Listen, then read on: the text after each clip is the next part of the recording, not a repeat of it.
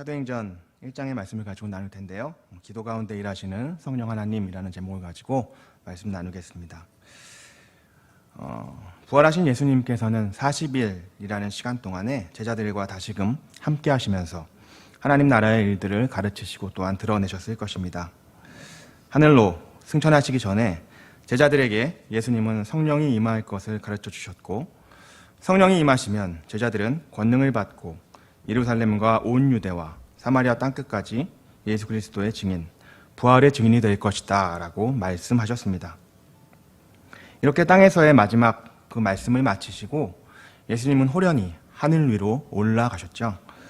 제자들은 구름에 그 예수님의 모습이 사라질 때까지 넋을 잃고 그 모습을 쳐다보고 있었습니다. 부활하신 예수님을 보았기에 예수님이 하나님의 아들이심을 확신하게 되었고, 또 그분이 하늘로 승천하시는 그 모습을 직접 보았기에 더 없는 감격을 가지고 그 말씀하심에 따라서 부활의 증인이 되리라 제자들 그렇게 다짐하였겠지만, 당장에 이제 예수님이 없는 이 상황 속에서 무엇을 어떻게 해야 할 것인가, 무엇을 어떻게 해야 하지 하는 그러한 생각이 들었을 것입니다. 유대로 바로 올라가서 바리새인 그 제사장들과 맞서서 예수님이 부활하셨음을 전해야 하나, 아니면 먼저 집에 가서 옷가지를 챙긴 후에 전도 여행을 떠날 준비를 해야 하나, 그런 생각을 하면서 어디서 무엇을 해야 하는가를 결정하는 일에 마음을 빼앗기고 서두르는 그러한 갈팡질팡하는 마음이 생겼을 것입니다. 그러다가 예수님이 하신 말씀을 다시 떠올리게 되었겠죠. 1장 4절 5절의 말씀과 같이 예루살렘을 떠나지 말고 아버지께서 약속하신 것, 즉 성령이 임하기를 기다리라 라는 그러한 말씀입니다. 성령이 임하신 후에 제자들은 비로소 부활의 증인이 될 수 있다라는 것이죠. 부활하신 예수님을 보았고 확실히 믿기에 그 감격함으로 인해서 무엇이든 내가 할 수 있으리라, 어디든 내가 전도 여행을 떠나든 어디서 누구를 만나든 자신감 있게 예수님을 전할 수 있을 것이다 하고 그렇게 마음에 자신감이 차있을지 모르지만, 성령의 인도하심을 받지 못한다면 방종에 불과하고 온전히 하나님의 뜻대로 나아갈 수 없음을 가르쳐주는 말씀입니다. 제자들은 예수님의 말씀하신 바를 따라서 예루살렘으로 돌아와 한 다락방에 함께 모였다라고 합니다. 예수님의 제자들, 가룟 유다를 제외한 11제자와 예수님을 믿고 따르던 여인들, 어머니 마리아와 또 예수님의 형제들도 그곳에 있었습니다. 이들은 모여서 기다렸습니다. 예수님을 생각하면서 또 예수님이 말씀하신 것들을 다시금 기억하면서 그 약속하신 바들을 서로 되뇌이고 확인하면서 마음을 같이하여 모여서 오로지 기도하는 것에 힘을 썼다는 것입니다. 그러한 가운데 어느덧 그곳에 모여서 기도하는 자들의 수가 120명이 되었습니다. 그렇게 크지 않았을 다락방, 120명의 사람들이 웅크리고 앉아서 예수님을 생각하며 한마음으로 기도하는 그 자리. 기도하면 기도할수록 더욱 예수님에 대해서 알게 되고 그 예수님을 더욱 사랑하게 되고, 또한 함께 그 말씀과 그 사정과 그 기도의 제목들을 나누고 있는 지체들이 귀하고 사랑스러워지지 않았겠습니까? 만약에 혼자서 기도하며 기다렸다면 어떠했을까요? 성령이 오시기를 언제 오시는지 정확한 날짜를 알지 못하는 상황 속에서 홀로 기도하면서 기다렸다면 벌써부터 이미 지쳐버리지 않았겠습니까?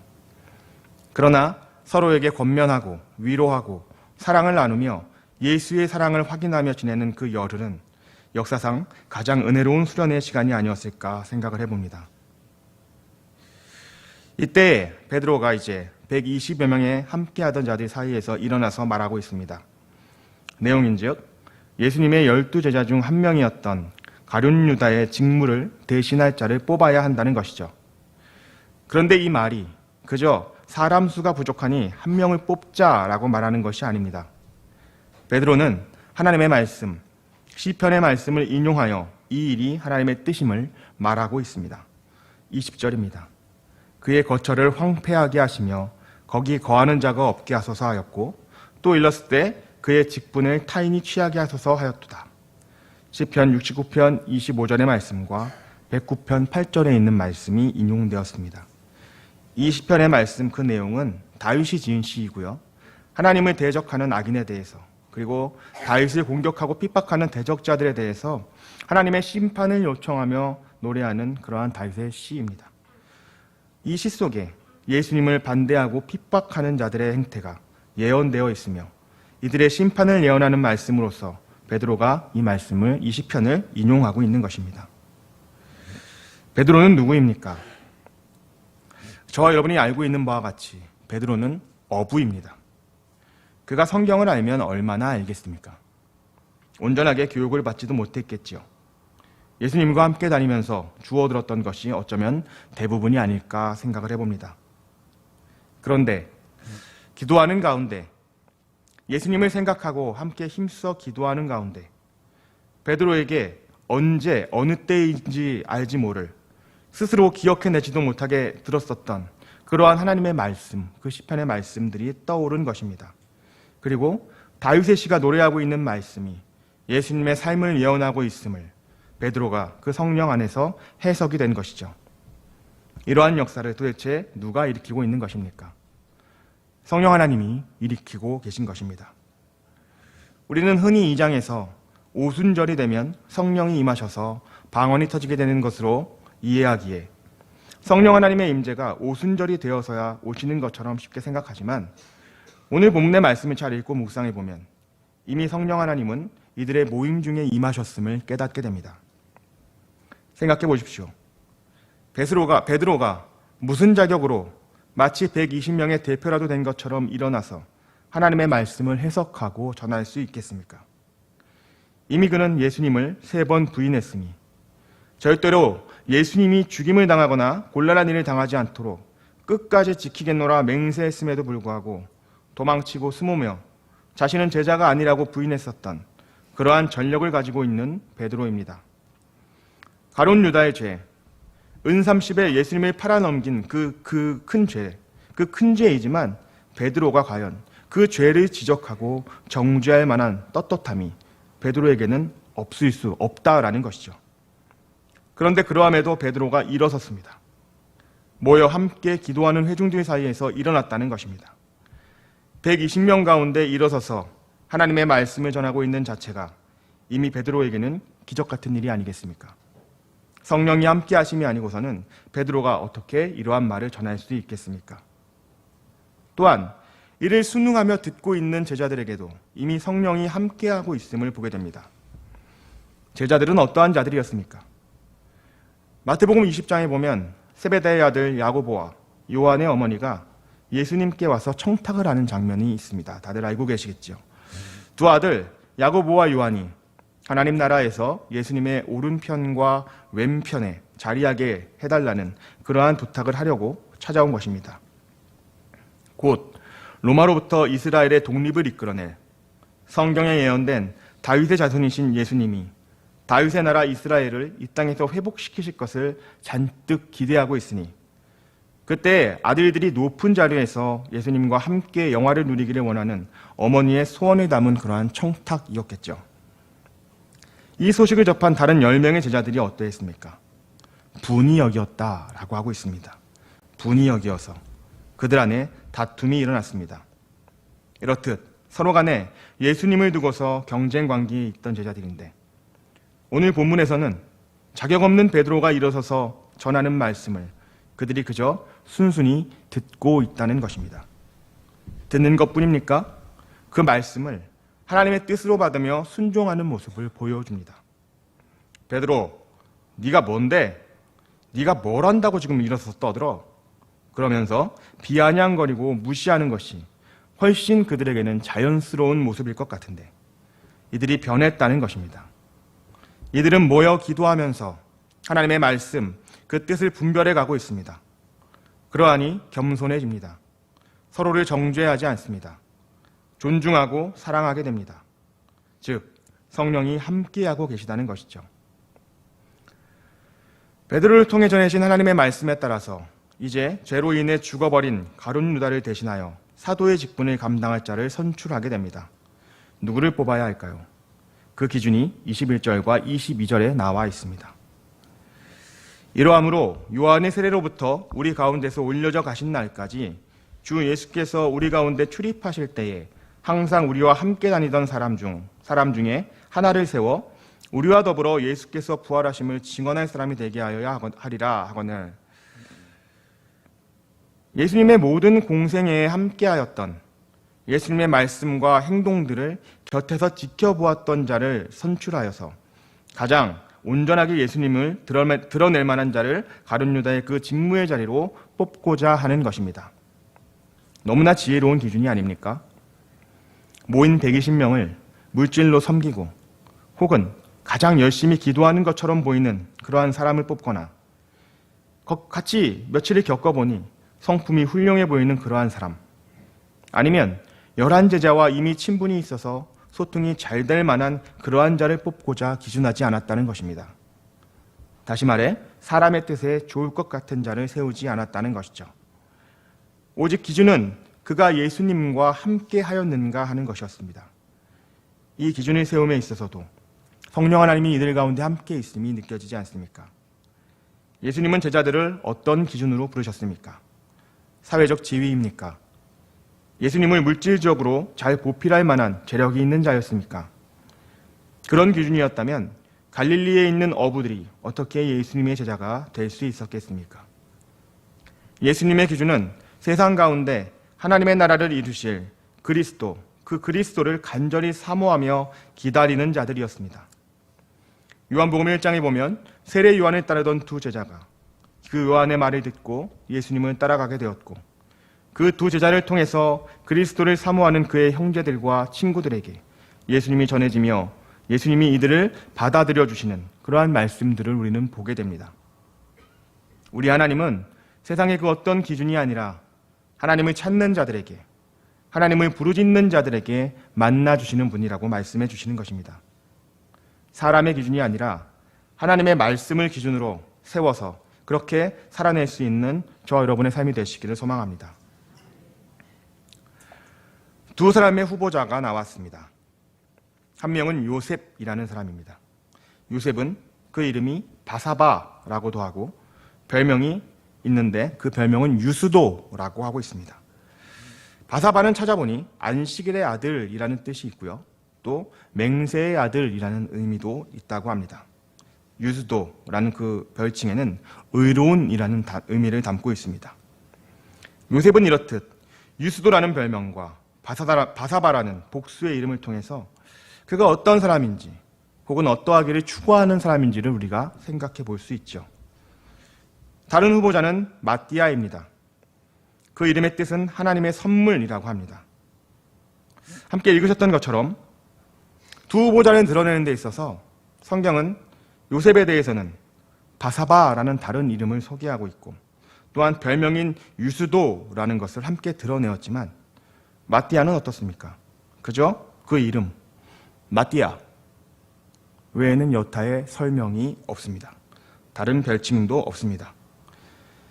이렇게 저술한 누가, 이 사도행전에 저술한 누가에 그 어떤 의도가 있는지 혹은 없는지 그것은 제가 정확하게 알 수 없겠지만 말씀을 묵상하면서 드는 생각이 어쩌면 당시에 그 다락방에 모여있는 사람들에게 더 유력했던 자, 그곳에 모인 사람들이 은연중에 그 마음속에 선출되기를 원했던 자는 마띠아보다는 요셉, 바사바라고 불리는 바로 유스도라는 별명을 갖고 있는 그 사람이 아니었을까 하는 생각을 해보았습니다. 그러하니 한 사람 요셉의 설명은 조금 장황하고 그에 비해 다른 한 사람 마띠아의 설명은 전혀 없는 것이 아닐까 하는 그러한 생각입니다. 어찌되었든지 간에 방 안의 무리들은 이 두 사람을 놓고 기도하였습니다. 못사람의 마음을 아시는 주여, 이 두 사람 중에 누가 주님께 택하신 바 되어 봉사와 및 사도의 직무를 대신할 자인지를 보이시옵소서. 그렇게 기도한 후에 제비를 뽑았습니다. 그리고 마띠아가 12사도의 자리에 들어가게 되었습니다.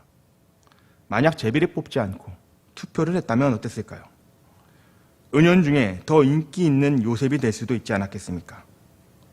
사람의 기준이 아니라 하나님의 기준으로 두 후보를 내세우고 사람의 투표가 아니라 하나님의 선택하심을 의지하며 기도하여 제비 뽑아서 마띠아를 세웠습니다. 이 모든 과정이 성령 하나님이 지혜로 역사하시고 이끄심을 우리 가운데 보여주고 있는 것입니다. 은연중에 마띠아가 아닌 요셉을 그 마음에 두고 있었던 사람들이 있었다 할지라도 그들은 투표를 통해 요셉을 선출하고 싶은 그러한 의도가 마음속에 혹여 있었다고 할지라도 기도하는 과정 속에서 성령 하나님의 인도하시는 과정, 그 방법 안에서 자신의 생각을 주장하지 않으며 하나님의 선택임을 믿음으로 붙들 수 있었다는 것이죠.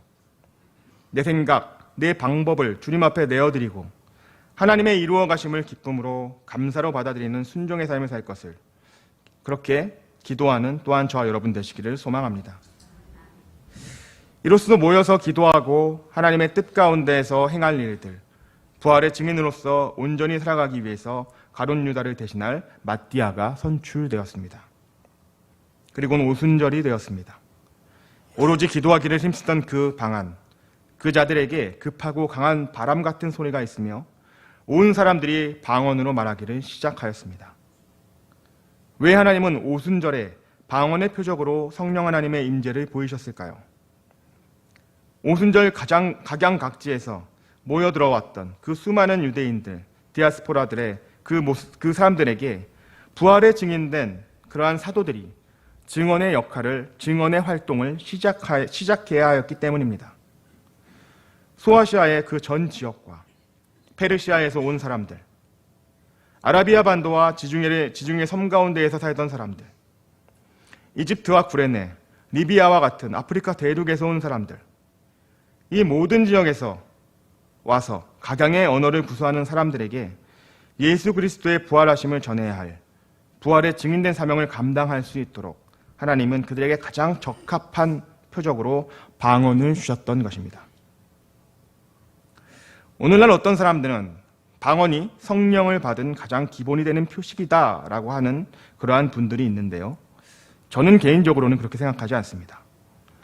중요한 것은 성령 하나님은 우리에게 예수님의 부활을 증언할 수 있도록 역사하신다는 것입니다. 그것이 사도행전 2장에서는 방언의 방법으로 성령 하나님이 일하신 것이죠. 그때를 생각해보면 가장 폭발력 있게 복음이 전해질 수 있는 방법이 각양의 언어를 드러내며 복음을 전하는 것이 아니었겠습니까? 방언을 달라고 애절하게 기도하면서 성령의 임재를 구하는 성도들의 모습이 저로서는 그렇게 옳아 보이지는 않습니다. 하나님은 하나님의 뜻에 따라서 주권적으로 일하십니다. 우리 각자의 삶에 부활의 증인으로 살 수 있도록 필요한 것을 공급하시는 것은 오직 하나님의 주권에 달려있는 것이라는 의미입니다. 어떤 이는 성경을 읽고 깨달아 전하게 하십니다. 오늘 말씀에서 베드로를 일으켜 마띠아를 선출하도록 말씀을 전하게 하신 것처럼 말이죠. 또 어떤 이들에게는 들은 말씀을 따라서 순종할 수 있도록 성령 하나님은 그 마음을 부드럽게 하십니다. 부족한 베드로를 주의 종으로 받아들이며 따르게 된 120여 명의 그 무리들에게 하신 것처럼 말입니다. 오늘 저와 여러분에게 성령 하나님은 무엇을 주시고 부활의 증인으로 살아갈 수 있도록 하시는지요? 어떻게 하면 하나님이 우리 가운데 주신 그 뜻, 우리 가운데 주신 그 성령에 임재하셔서 우리에게 선물로 주신 그 뜻을 우리는 깨달아서 온전한 증인된 삶을 살아갈 수 있겠습니까? 오늘 말씀은 그것을 분명하게 기도라고 말씀하고 있습니다. 우리는 기도하기를 힘써야 합니다. 홀로 기도하며 또한 모여서 기도하기를 더욱 힘을 내야 합니다.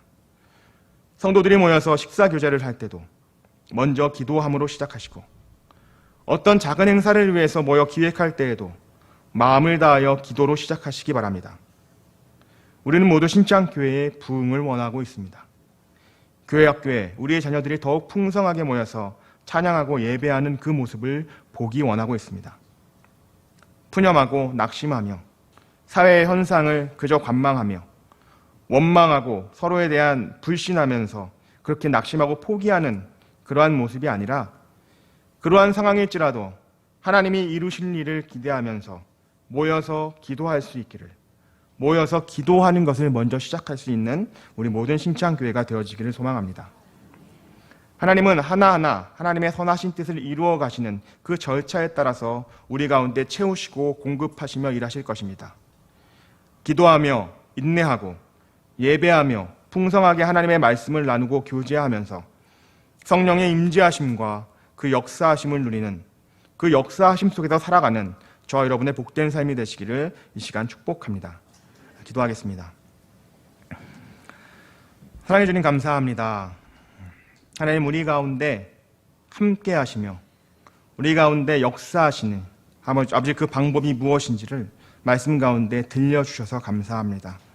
하나님, 무릎 꿇기 싫어하면서 하나님이 일하기를 원했던 우리의 어리석은 생각과 마음을 용서하여 주시옵소서. 주님 앞에 간절히 나와 그 말씀을 사모함으로 듣기를 원하지 않으면서 교회가 부흥되기를 소망하였던 우리들의 어리석음을 또한 용서하여 주시옵소서. 먼저 주 앞에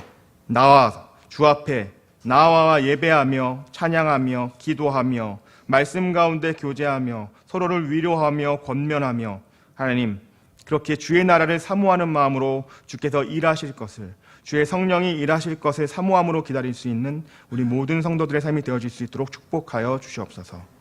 그렇게 일하시고 인도하실 주님을 기대하오며 거룩하신 예수님의 이름으로 기도드립니다. 아멘.